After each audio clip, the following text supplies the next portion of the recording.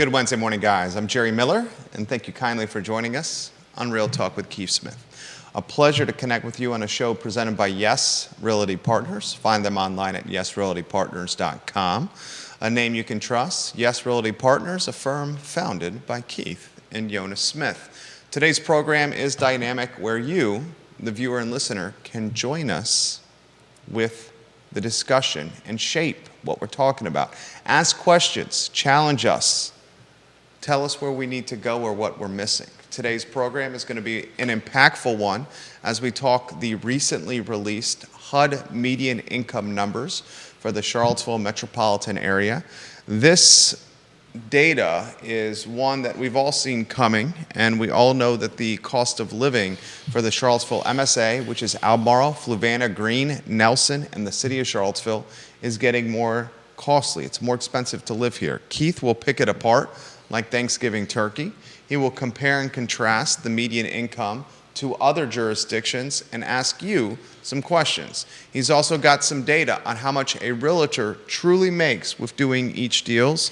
And believe it or not, Charlottesville is on a ranking for another fantastic place to live. As you can see, Real Talk with Keith Smith is locked and loaded with quite a bit of information.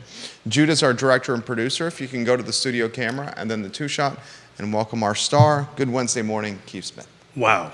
I've got to really perform now, huh? 20 hours a week will help you craft your skill. There you go. Good morning, everybody. So the closest one, just doing a quick little research. So, Judah, if you wouldn't mind, put up slide number 1. So we're going to kind of kick off the show. We've been talking about the AMIs being released for a while. It happens in April. It happened in April. So I created a quick little slide taking a look at the state of Virginia and who is the highest area median income and working your way down to the top 12. We are number 2 in the state. Yay. Okay. Right, we've become number 2 on it. Number 1 is which jurisdiction? Is Arlington. Okay. But it's important to note, Arlington includes a super large area. So, as you noted in your intro, ours includes basically 5 jurisdictions, right? Louisa is excluded from that. It's actually in a different MS. Which probably, no shade on Louisa, would lower the median income to $99,000. Yeah. If you take a look at my chart. Right. $99,000 on it. But it's important to note Arlington, because it's important to note apples to apples and pears to pears. So we're 5 jurisdictions. Arlington's includes, and I'm going to read them: District of Columbia, D.C., Calvert County, Maryland, Charles County, Maryland, Frederick County, Maryland, Montgomery County, Maryland, Prince George County, Maryland, Arlington County, Clark County, Virginia, Fairfax County, Virginia, Fauquier County, Virginia, Loudoun, Prince William County, Spotsylvania, Stafford, Alexandria City, Fairfax City, Falls Church City, Fredericksburg City, Manassas City, and Manassas Park City, which I didn't really realize there was a Manassas Park. So we have roughly 225,000 people. Just Arlington County alone exceeds the number of people. So the volume of people that are in that, and it's at $154,700, but I think it's a little skewed. You kind of, if you were to pick that apart, that's a huge swath of area. So anyway, we're number 2. Yay. We're number 1 in the state to move to, apparently, as per Move Buddha, and I posted that this morning. As you were doing your intro, I was trying to find similar areas to our Charlottesville MSA that might have it. And Raleigh is the one that's the closest. That's the triangle that has Wake in it, so forth and so on. That's 122,300. So we're at 124,200. They're at 122,300. So we're even beating out the triangle of North Carolina. We're talking area median income. The Charlottesville metropolitan area, the Charlottesville MSA, number 2 in the Commonwealth of Virginia, 124,200. Last year's number was 123,300. So an increase of 900 year over year. This is something we talked about yesterday on the talk show. Here's a pushback from the macro economist Deep Throat. He says, macro investor Deep Throat. He says, gentlemen, be very careful with this. This is median family income. This does not include individuals or student household incomes or non-families. This is strictly family households, which pushes the number upward. It excludes singletons and youngins with roommates. He also highlights year-over-year changes are not as important as looking at a number over a data set. Yeah. And he said in 2019, for example, the number for the Charlottesville MSA was 89,000 per household. And it's now up to 124,200. He's 100% right. That's a 5-year span. Correct, and there was a huge increase, and I think we covered this in some previous shows about that jump. Why it's so important for a real estate show is this predicates a lot of the loan packages that are available that are HUD backed, particularly on the affordable side of the house, right? So these programs, and I know I'm a little familiar about them because of my involvement with the land trust, are all wrapped around this area median income, and he's 100% right. It's a household number, right? So if two folks are in it, this is the amount of money that they make. But the jump is unbelievable, and I've mentioned this in shows before. I've been sitting on panels with other folks from different states. When I tell folks that, from Miami, what our AMI is, it just blows their mind. I mean, we looked at it as we were going in the run-in. Even Austin is at the $86,000 mark. Austin, Texas. What'd you have for Asheville? Asheville, I got to look that one back up for you, buddy. I didn't write that one down in full transparency. Carly Wagner's got commentary. Hey, we'll get to in a matter of moments. Carly, it was great to talk to you. I hope I helped. I will mention this on air. Ms. Wagner says, and Carly, we appreciate you watching the program, all our shows. How much? 83,500. 83,500, the median income for Asheville, North Carolina. So the closest comparison you found is the Raleigh MSA, Raleigh, North Carolina. Doing it live, it was the closest I could find. And that number gave us? 122,300. 122,300, so pretty darn close to Charlottesville, still less than Charlottesville. Carly Wagner says, how much longer until our area will be in the higher limits for jumbo loans, considering the high cost of living? I cannot believe our jumbo loan cutoff is still at the low cutoff, especially for Charlottesville City and Albemarle County. Albemarle County, what's the jumbo loan limit? 766,500. To her point, it's south to 800. Yeah, right? Charlottesville City and Albemarle County, I believe it's, and Carly, if you can check this, confirm this for me, I think it's 76,500 or 76,550. Our point is it's south to 800, and it probably should be north of that. It would be interesting to look at what the jumbo is for Arlington, and somebody do the math between the 154 and the 124 percentage-wise, and see if there's a percentage difference. I would imagine the jumbo loan limit for Arlington is well north of $1 million. You know what? It could be. I'd have to look that up, Albemarle County, I'm pretty sure, if memory serves, it's 766,500. Arlington, I've got to imagine it's over $1 million, if higher. I would say Arlington's over $1.1 million, $1.2 million in that neighborhood. Neil Williamson, the president of the Free Enterprise Forum, watching the program. I'm going to get to his comment here in a matter of moments.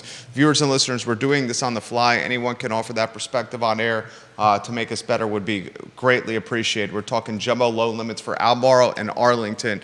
To compare and contrast, I'm almost positive it's 766,550 for Albemarle. So you're 100% right. Yeah, because I looked at this the other day. Yeah, Arlington jumbo loan limit over $1,100,000. It's got to be.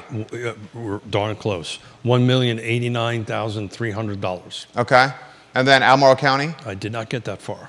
I would imagine. I think it's 777. What's 766,500. Neil, we'll get to your comments here in a matter of moments.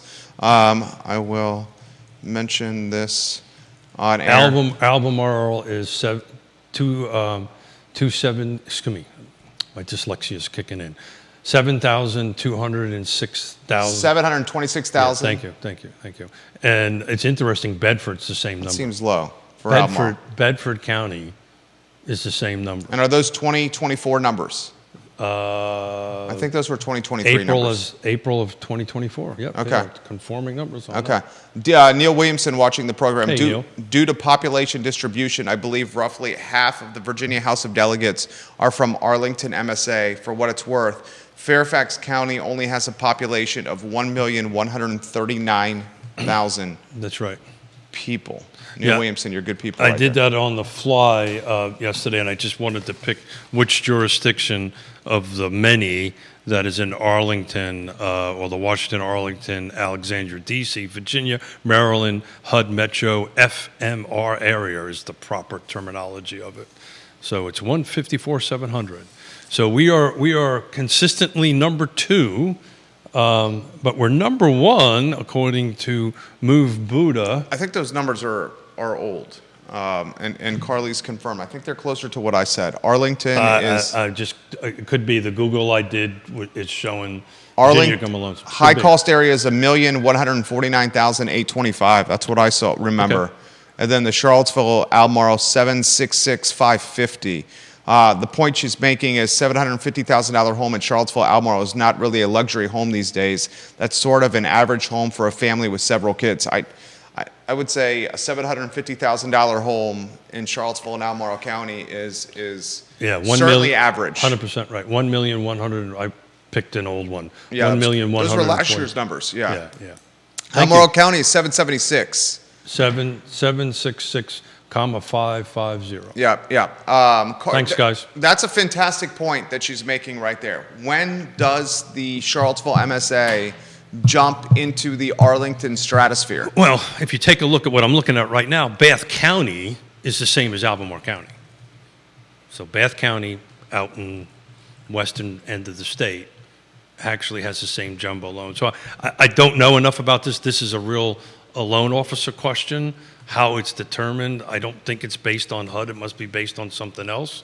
I don't really know, but you're 100% right. It becomes difficult from a practitioner's perspective, right?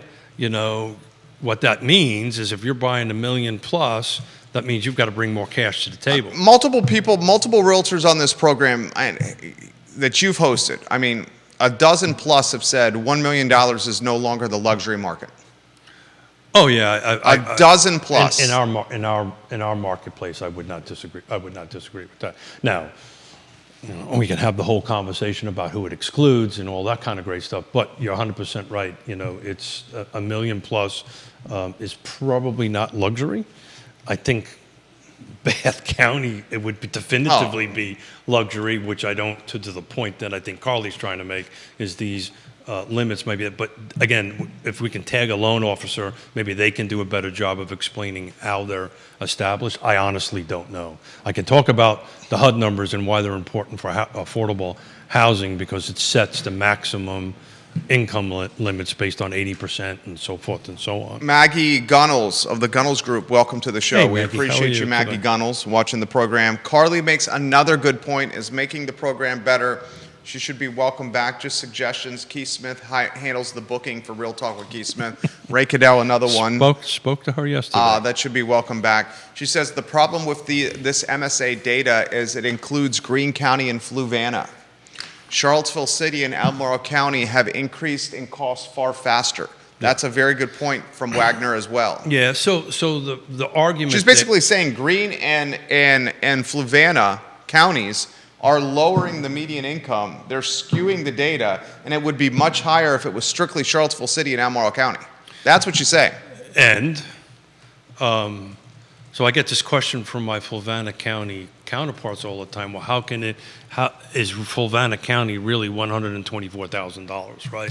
And get that one sheeter back on screen, Judah. And the answer Please. is, where do people work at UVA, sheet number 1, please, slide number 1. Where do the people work that work at UVA or work at these high dollar jobs? They live in Fluvanna, they live in Greene, so their income comes with them, out that way. Because when I have the chats with some of the folks over here that kind of put this stuff together, and if you take an opportunity to really look in it, there's a methodology, there's like multiple pages of the methodology that they use.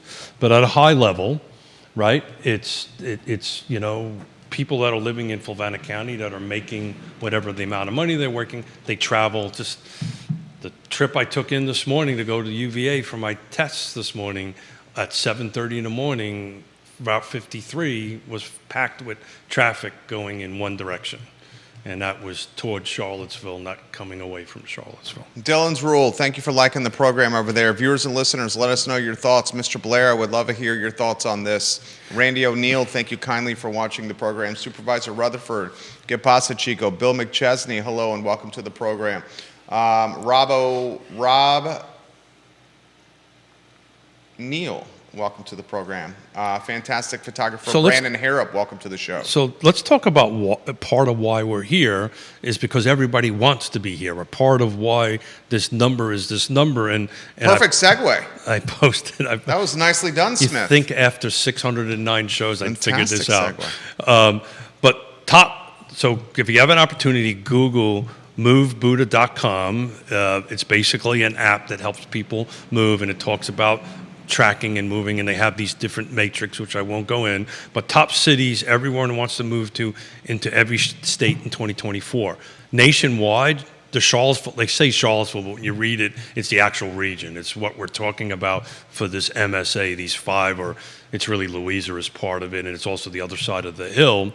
We're number 17 in the country for people moving. So out of however number of regions around the United States, we're number 17. In the state of Virginia, when people want to move to the state of Virginia, the Charlottesville region is number 1. And that just isn't going away. We've been talking about this for 609 shows. Another segue. It's this freight train. I think I mentioned this on a show some years ago, or many shows. This folks moving here, this lack of inventory is this aircraft carrier that's on full speed, right?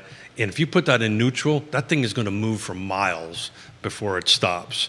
So we're a long way from this matrix to change. I think, to be honest with you, I think I mentioned this on the show. I guessed we were going to be up between 125 and 126, so I was a little off. We're at 124. I knew we were going up, but the Deep Throats comment, that's only a small jump in this year, but if you take a look over the 5 years... He's got other 5-year spans to compare it to. The 5-year gain... He said this on yesterday's program. This is fantastic. I love when the viewers and listeners shape the show. He said this. He goes... In 2019, the Charlottesville MSA median income was $89,000. It's $124,200. So we're talking a jump of 35 and change, 35K and change. He puts it in perspective, that 5-year period of time, to Richmond, Virginia. And Richmond went from 86K, basically on par to Charlottesville in 2019, to 110. No, Richmond's at 110. 110. Mm-hmm.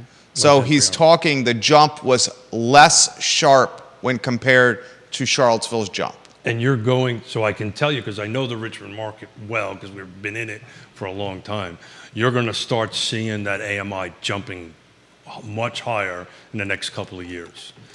Number 5 place in the country to move to, not according to this thing, but for jobs and people to work.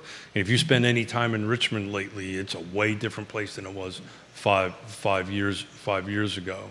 I can speak. I mean, we just helped our daughter and son-in-law buy. There was a house that sold across the street, similar home, for substantially more than they bought it, and this is less than a year. Nice. Went on the market in 8 hours. Went on the market and sold in eight hours. I want to take a look at the percentage difference between 89 and 24. Viewers and listeners, let us know your thoughts. We'll relay them live on the program today on Real Talk with Keith Smith. We're talking population distribution. We're talking another 28% increase. We're talking another outlet calling Charlottesville the #1 place to live in the Commonwealth. A 28% increase when, Keith? Well, that's from the 5-year span between 89 and so 89,000 and 124,000. Randy O'Neill has a topic that's off what we're talking now, but I'll relay it on air. He says, will mortgages go to 40 years or more with financing? I think both Keith and I say we certainly hope not. Oh my God, yeah. No, that would be a huge disaster. So, we've talked about this a long time ago. I can't see how a 40-year mortgage is going to help. It's like, It's a 10-year car payment. Well, it's like cars now, right? Yeah. You can stretch them out a little bit longer because interest, and I think the theory is since interest rates are a little bit higher than normal, let's It makes spread the it out. payment more manageable. The amortization does. You're paying ridiculous amounts of interest. So even if there was a product there, my suggestion would always be to a buyer that they kind of have to be a sophisticated buyer, because the only way that's really going to work for you is to do the latte factor and start buying a few less of what I buy every day and pay it towards your principal to drive that 40-year or 30-year down, which is a great strategy regardless of your length of loan on your amortization table. Always pay a little bit extra towards the principal. I mean, we'll maybe talk about this a little bit later, but, during the time to plug Neil's term, during the time of great unpleasantness, even though we didn't cause it, we needed to apologize to a lot of people, and it impacted a lot of lives, and we did that. So part of fixing that from our perspective, we refinanced our house. I had my house paid off. We refinanced my house so we can pull some cash out to pay the plumber, to pay the electrician, to pay all this stuff. Even though we didn't cause this, we did the right thing to take care of that. So we re-signed in 2010 a brand new 30-year mortgage. I think this is the first time you've told this on the show. I've never told this on the show. Yeah. Well, I'm trying to tie it to this 40-year and this 30-year, and we religiously made extra. Let me rephrase that. Yonna I love Yonna Smith.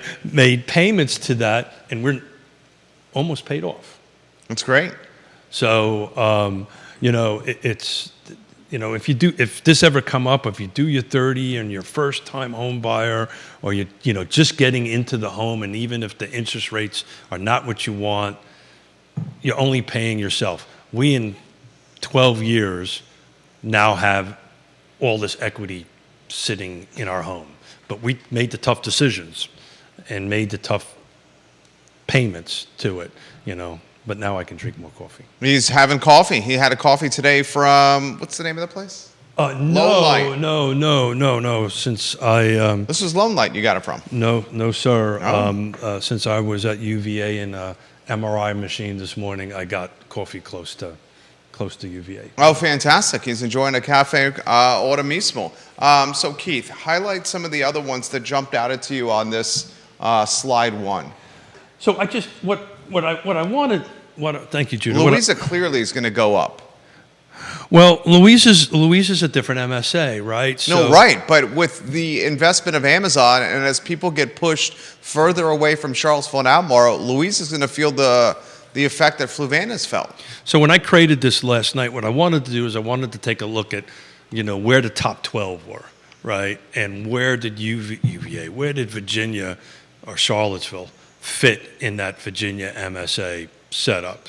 So, we've been talking about this for the longest time. We're currently sitting in the second highest cost of living in the state of Virginia, next to Northern Virginia. I was even looking at Virginia Beach. I was thinking Virginia Beach might be a little bit higher. I was looking at Culpeper, Richmond, Blacksburg, Louisa, Augusta, which is the other side of the mountain, Harrisonburg, Roanoke, Buckingham, and Lynchburg. And, there's a huge difference between places like Lynchburg and Roanoke and us. Some of it is not quite double, but awfully close to it. So I felt this was important. We cover this every year, we've never actually did a side-by-side analysis with other MSAs, metropolitan statistical areas. So I thought this would be an interesting data point for our listeners and viewers. 100%. Keith Smith bringing the ammunition today on Real Talk with Keith Smith. I don't know about that. You brought the ammunition with an open letter to the National Association of Realtors this morning. Yeah. So, I a very pointed letter. Yeah, and those who want to read it can go on my Facebook feed and do it. I've kind of talked, we just shared a little bit about, I shared a little bit of how, and Yonna really doesn't like when I talk about this, but I think this is important to describe to people that are listening and watching. In some way, Yonna and I have been through this before, right? You know, we were developers and builders, and during the time of great unpleasantness, which was not our fault, right? We didn't cause this. Keith didn't go out and buy a brand new yacht. I bought a small one, but bought a brand new yacht, right? We didn't, we did everything we were supposed to do, ran our businesses exactly the way we're supposed to run them. And unfortunately, because of bad actors, we got caught up in that. And if anybody knows anything about small to medium builders, you develop very personal relationships with the people you work with. You know, we personally develop relationship with drywall people, painters, contractors, vendors on that. And then we went from doing very well to almost retiring to zero overnight. We didn't cause this problem. And this is the tenet of this letter. But we apologized to everybody. We did a mea culpa.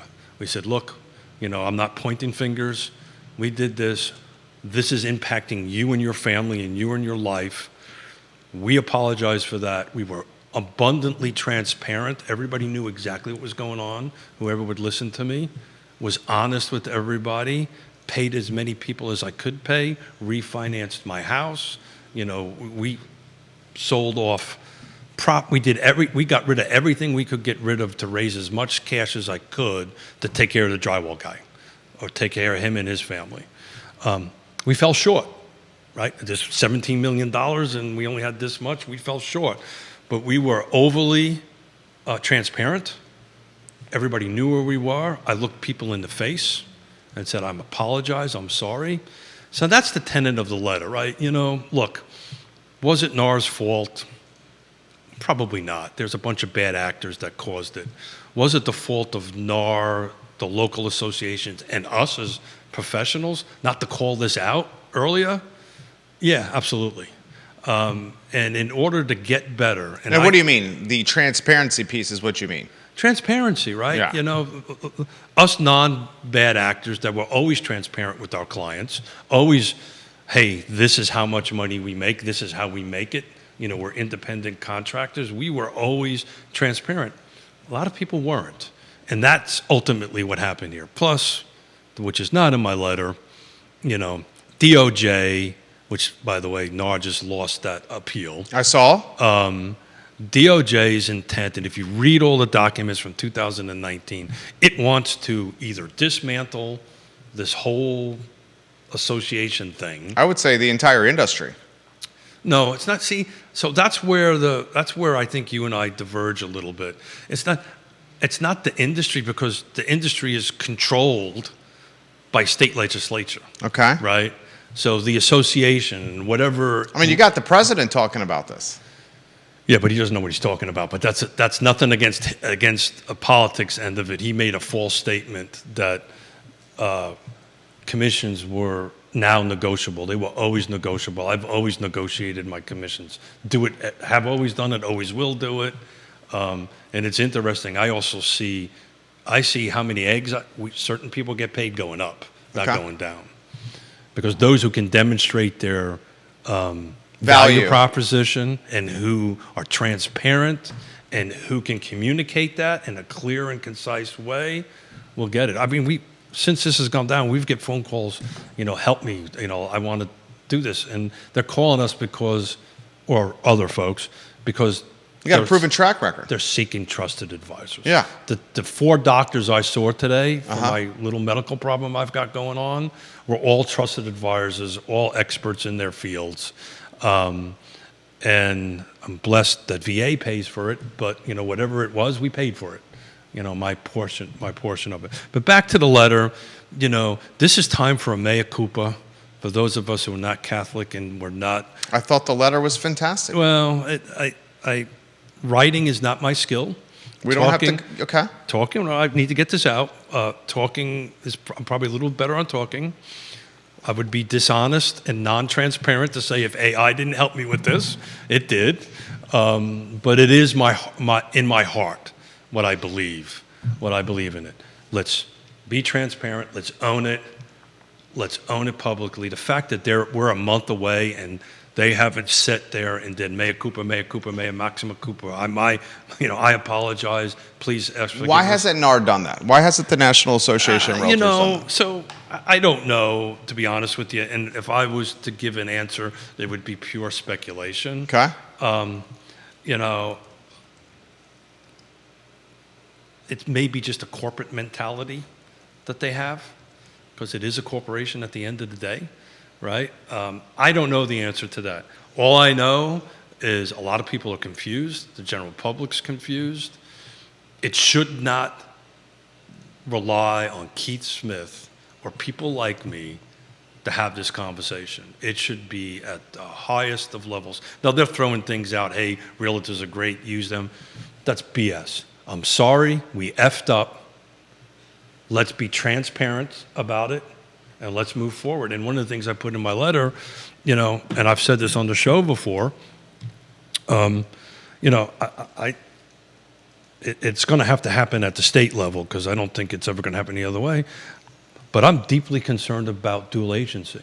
Talk to us about dual agency. Viewers and listeners, get ready for this one.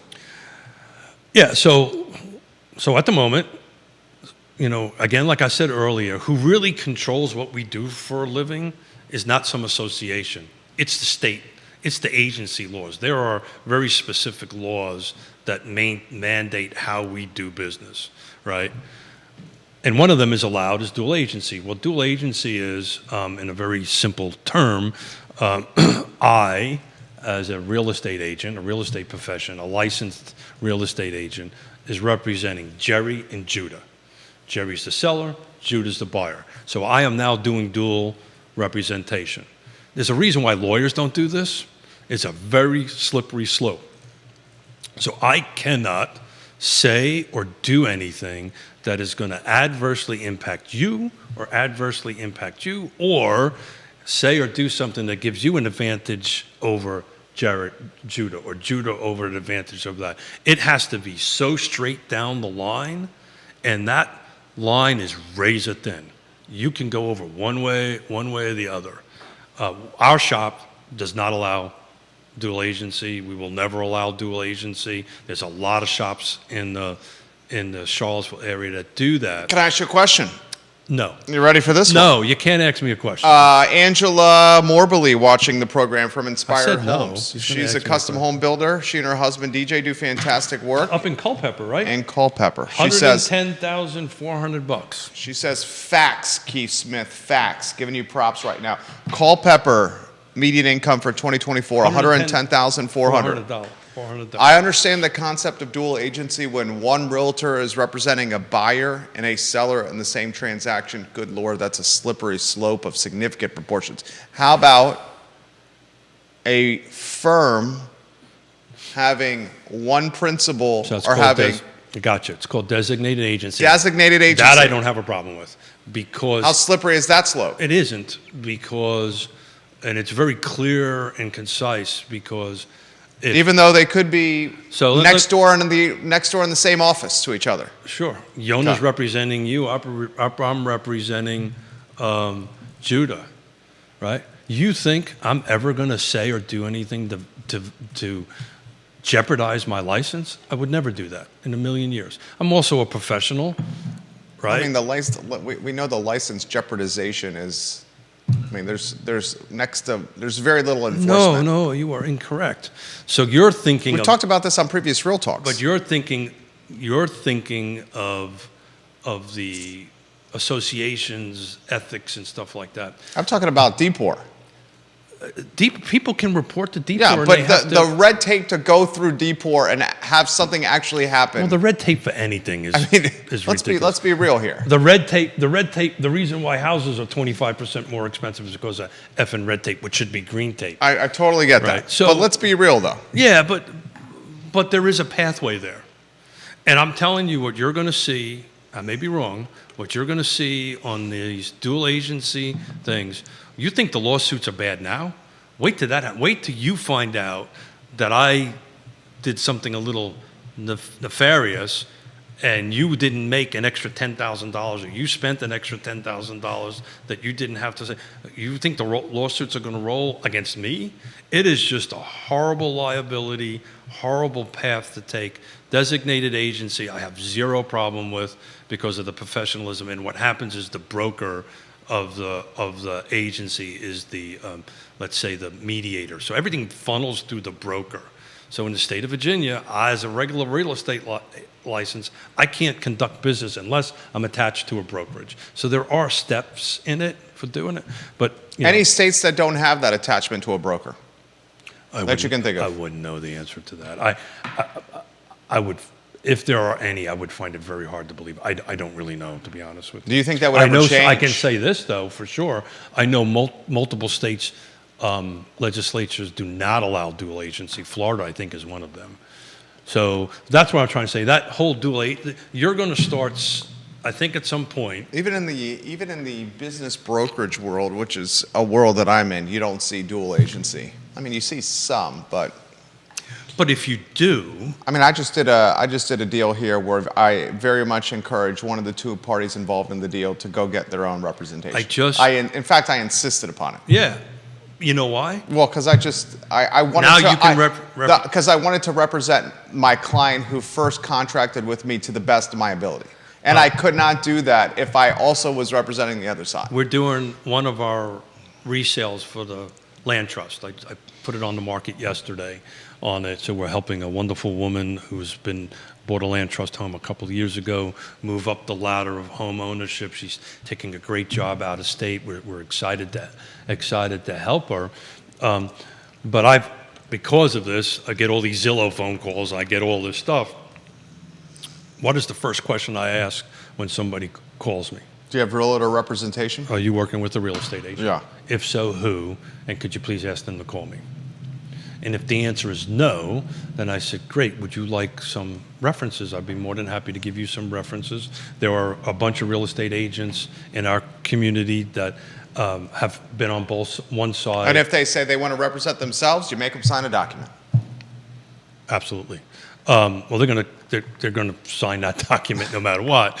But there are a bunch of real estate agents. Greg Slater is one, and Emily Dooley's another. There's a bunch of other agents that have been on the other side of land trust transactions. These are people that I would suggest that you call because you need representation in this process. Comments coming in for you. This one from Rob. He says this, Rob Neal, food for thought. A 40-year fixed product could be a safer item than a 5-year ARM.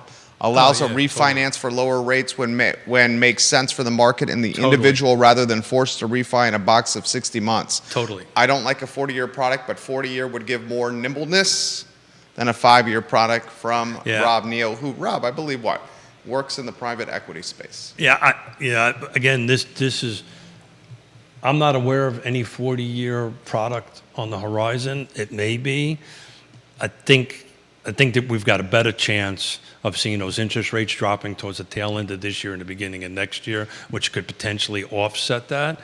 But I think the conversation's kind of, I may be wrong, I'm assuming the conversation is wrapped around this jumbo number that we were talking about, because if you're buying $1 million house and you only can get a loan up to 7 something, then you're coming up with the difference between whatever the purchase price and that is. Now there's ways to stack different loan products, and again, I'm smart enough to refer out to some really good loan officers to help clients.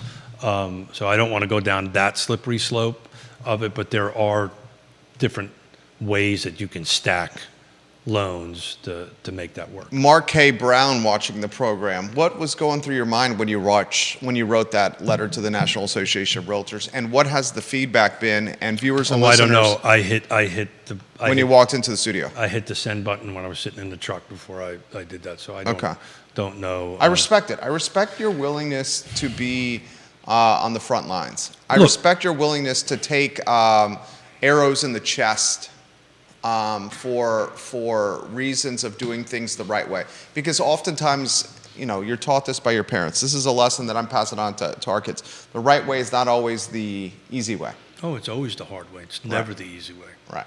I can tell you have 60 some odd years on the earth. There's never, The right way is often the hard way. There's always two paths, right? If you take the easy way, it's probably not going to end as well as you take the hard way. The hard way is going to be hard and brutal. I think this has been in my head since the release of the announcement. And, Logan Wells Claylo, hello. Hey, Logan. The story I tell about us, I speak on stage on this around the country, right? And I just felt that I had an obligation at 609 shows to the viewers and listeners and everybody to kind of share my thoughts on it. I think at the end of the day, we're all going to be so much better on the other side of this, but the time between now and then requires transparency, right? Requires mea culpas, right? Requires, okay, this is our value proposition. And, and I'll just say this. I tossed this out in 2022 at, when I was part of the association at the board level. And look, I know government and stuff moves slow, but none of this should be a shock to anybody this happened. You've been talking about this for a while. I've been talking about this since 2022. Yeah. Been really talking about it since I spoke at the Reese Media CEO event when I was sitting down with CEOs for a cocktail. And they're like, this was coming up. I went, oh. But look, we had Bill Tucker on the other day. From a practical perspective, okay, we're decoupled. How the hell is this going to work, right? And we're a month into it, and maybe I'm missing emails, and that could be very well a possibility. You've seen no change. I don't know what's going on, right? And that's a transparency thing. Now, maybe there's stuff that's going on that I'm not reading, but you read it all, dude. I kind of dig into it, and it could be, I stink at emails, so maybe I missed an email or two on it. But it should be very public, very transparent on that. It's just the agents that call me the ex-bill is like, well, how am I going to get paid? Well, the only way you're going to get paid is it has to be in the contract. I don't care what anybody tells you. That's what it's going to have to be. It's going to be like a commercial real estate transaction. I can say this publicly. I'm working with 4 attorneys now to generate an addendum that we're going to put to our contracts that clearly stipulates who gets paid, how they get paid, until VR, whoever's figuring this out, figures it out, because I don't want to get caught in July trying to figure out what everybody else trying to figure it out. You asked why I did this. How many other Marines do you know other than me? A few. Yeah. Yeah. It's the first thing it's the ethos they teach you. It's literally beaten into you. When there's a vacuum of leadership, you take it. Now, do I have all the right answers? Am I smart enough to do this? No. I happen to have a microphone and a couple of cameras. I have an obligation. Guys, day one, everybody should have said, man, we're sorry this happened to everybody. We're in a team to get it going. Apologize to the public, regardless of fault. Be transparent and communicate, communicate until people are tired of hearing from you. And we will get better on the other side of this. To be frank with you, the people that are really good at this job are going to do freaking awesome. The people that are not probably won't. If you can't adapt and overcome, 2nd Marine Corps terminology, thing that they beat into you, adapt and overcome, you're going to be left in the dust on this. Keith Smith on fire today. Wednesday edition of Real Talk It's with the Keith coffee, and it's being stuck in MRI for an hour. So I think you're doing a great job. He's going to be even more transparent, and he's going to let the community know what God. real estate team actually makes on a transaction when you take out fees, marketing expenses, allocations for taxes. I mean, this is about as transparent as it gets. I think this is a fantastic conversation here. yeah, so You ready for this one, Judah? Tell them what slides to put on screen. First, set Yeah. the stage. Set the table. Yeah. So which one we want to start with, the buy side or the list side? Let's start with the list side. Okay, list side. Get ready and giddy up here, community. So Yonna and I look at what we do maybe different than some other agents. So let's just get to the bottom line here. We are independent contractors. Keith, Yonna, whoever, they own their own business. They've always should have been thinking about it and running their real estate business as a business. Though we're attached, we happen to be ownership of a brokerage, but most agents are attached to a broker, right?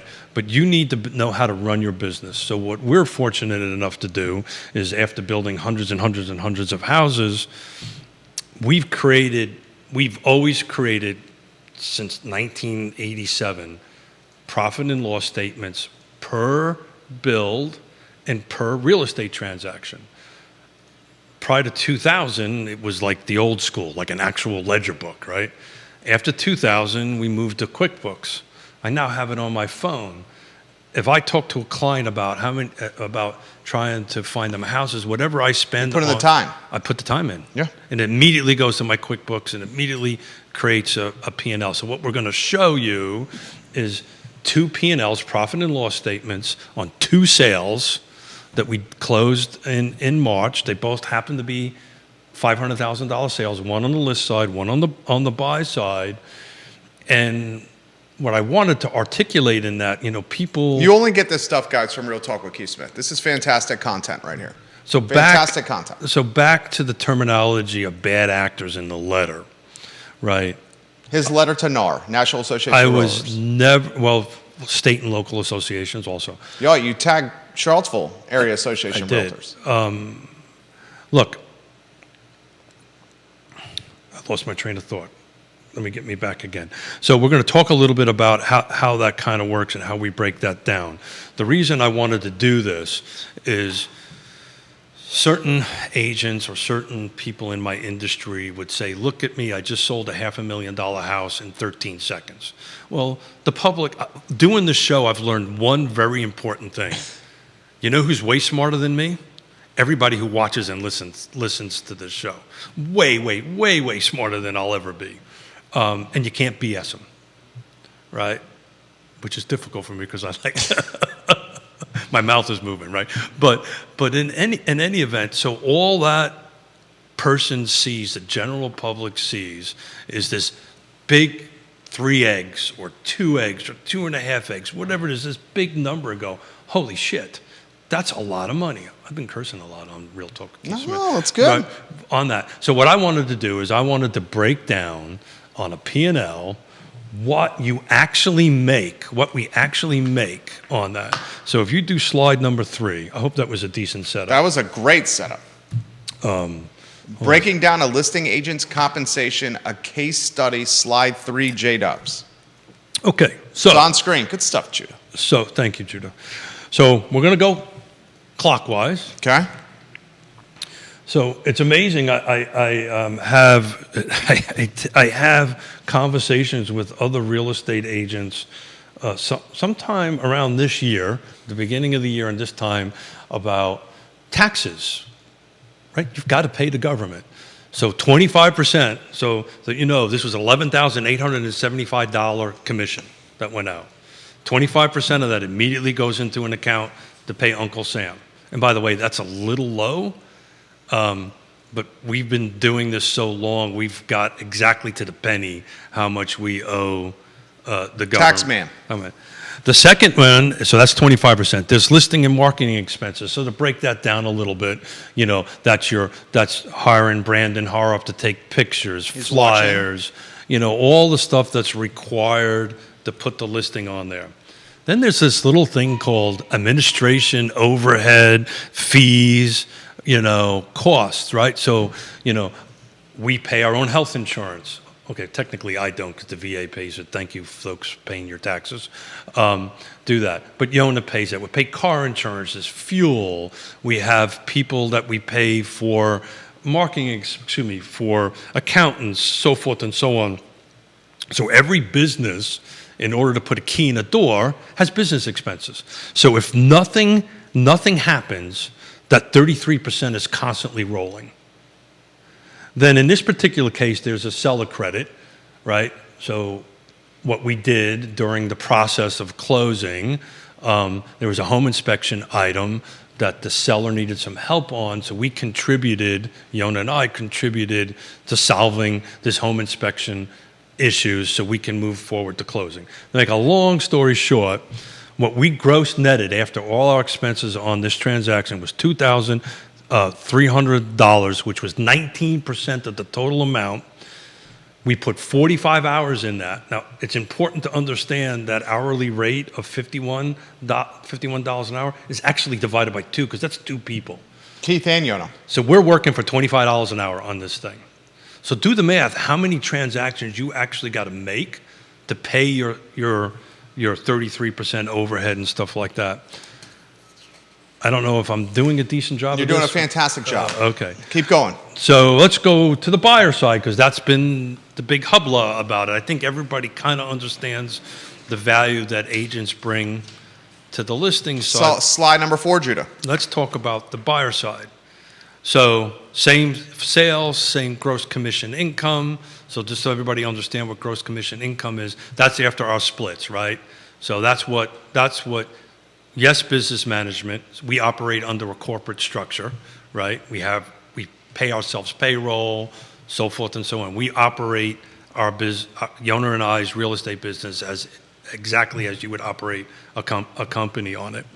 Again, 25% taxes come out. There's zero marketing. Sarah Hill Buchensky adds, and the agent pays most of these expenses before ever getting a paycheck. And that's where I'm going to get to on this because, the question is why wouldn't you, to her thing, why wouldn't you want to use a real estate agent? We take all this risk. Back to the listing side, right, or even the buyer side, we can go through this whole thing and it falls apart at closing, and guess who's paying for all this stuff? We're paying for that. It comes out of our cost of doing pocket. business. I had somebody ask me the other day, would you consider, like I do for my commercial work, a retainer in an hour? I said, absolutely, I'd love to do it.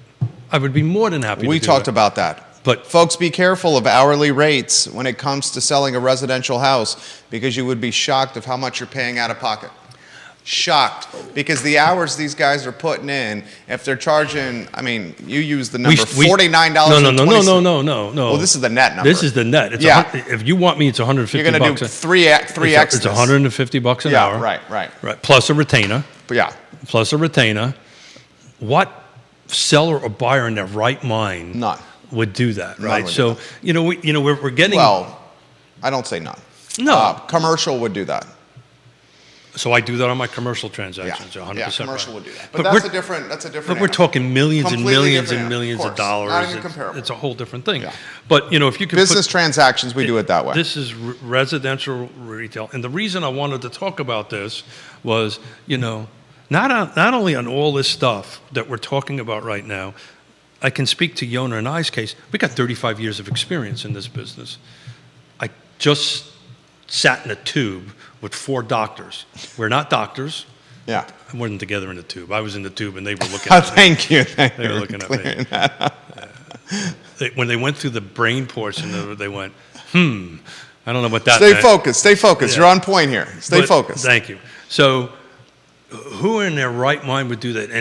And well, we're overpaid. We're over that. Or you listen to our president who says that housing prices are going to go down because of this. And that is pure, unadulterated BS.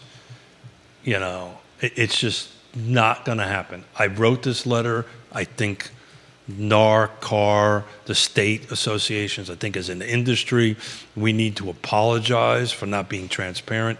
Be transparent, right? And be direct and honest. You never, ever, ever, ever, ever can go wrong by doing that. Now, I may be upsetting a lot of people talking about this. That's what I appreciate here. You're taking some courage and some chutzpah, because when you're first to market, you often get the arrows in the chest here. Sure. And some folks in the industry are like, why do this? Well, and the reason you're doing this is because it's your character. So I watched The Wizard of Oz the other night because it was on and I got nothing else better to do. Was this on Turner Classic Movies? Yeah, how did you know? Because that's what I watch. I know you. TCM. Right. So I'm going to relate it to this movie. Right. There's two things I want to say about this. And did we talk about slide 4 before I do that? Did we do that? Did we? We could talk about slide 4. We should get that in. Yeah. So the bottom line is, Judah will do slide 4. The same thing. You've got to pay Uncle Sam. You got to pay your expenses. Right. The difference with that is in today's market, the amount of time that Sarah takes to help a buyer buy is off the charts. And if you're honest with yourself and honest with your business and track your time, you're working for about $25 an hour. Some deals happen faster, some deals happen longer. I've been in the business long enough that it took us years to help people buy a house. It took us years to help people sell a house. We're in this unicorn thing that everybody thinks that everything is simple, and it's not. It's long, drawn out. You got to be part therapist, part business person. It takes a lot of work on that. But back to Wizard of Oz. The curtain's pulled back, and the wizard's a fat guy, right? You're doing a great job today. And thank you. And we've, like Dorothy, we always had the power to change this to silver. I thought of this in the middle of the night when I was watching this. The ruby slippers, she's always had them. She didn't know how to use them, right? So let's be transparent. Let's use our slippers and change this. Back to, wow, $11,000 is a big money and what we get paid to do. Have you ever heard the story of the kind of grizzly mechanic that got called because this engine wouldn't start? And he walks up with his little bag of tools, lifts the hood, pulls out a hammer, and taps on the engine, and the damn thing starts right away. Closes the hood, writes a $500 invoice, and gives it to the guy, and turns around and walks away. And the guy goes, holy schmoly, there's $500 is a ridiculous amount of money. And he goes, no problem. Takes the bill back, scratches it out, hammer, $1, knowing where to knock, $499. So, you're buying all this years of experience and professionalism, and you're not even, we're taking the risk for it, and you're capitalizing it. Did we F up by not telling everybody this long before now? Yeah, we sure did. We as an industry should have been in front of this. And do something about dual agency. It's a freaking killer. It's going to make this look like a picnic in Central Park. Keith Smith, fantastic program. Going out like a look at that. On the high note. I know. Look at that. Excellent work today. Timed that just right. Give him a promo on Friday's show. Yeah, people that are way smarter than me. We're going to have Woody on here to talk about this. Woody Fincham, watching Fincham and Associates. Thank you. Talk about this from appraiser's perspective. I don't know. Haven't spoken to him since then. He was away in a conference, so maybe he has some new information how the appraisal industry is going to look at this. Okay. And we got Candace Vanderlinder joining us, one of our fine fellow YRP members, to talk about it from her perspective. Candace Vanderlyn in the house on Friday, and Woody Fincham in the house on Friday on Real Talk with Keith Smith.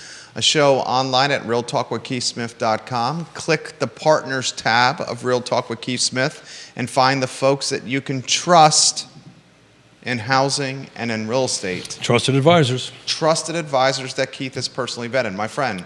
As long as we are hitting... plus work today. Thank you. As long as we're hitting number 1, number 2, and all these, whatever it is, these national things, our AMI is just going to keep on going up. 100%. You keep getting attention like this, it's going to go up, up, up.